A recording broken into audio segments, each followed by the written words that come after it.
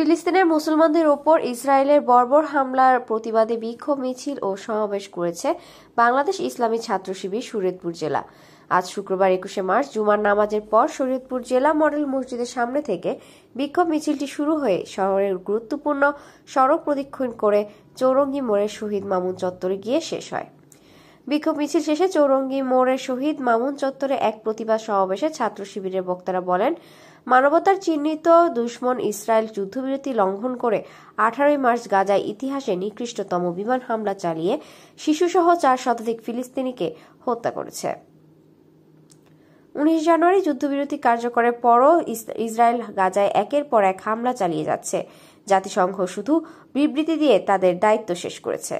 বক্তারা আরও বলেন, 2023 সালের 7ই অক্টোবর থেকে 2025 সালের 19 জানুয়ারি পর্যন্ত চলা 16 মাসে ইসরায়েল 18,000-এরও বেশি শিশুসহ 48,200 জনেরও বেশি নিরপরাধ বেসামরিক নাগরিককে শহীদ করেছে। এছাড়া 1,11,000-এরও বেশি মানুষকে আহত করেছে। ফিলিস্তিনের উপর ইসরায়েলের এই গণহত্যা মানব ইতিহাসে সব নিষ্ঠুরতাকে ছাড়িয়ে গেছে।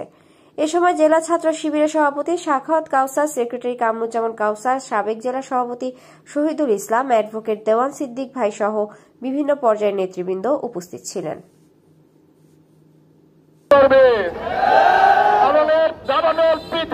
ছড়িয়ে পড়বে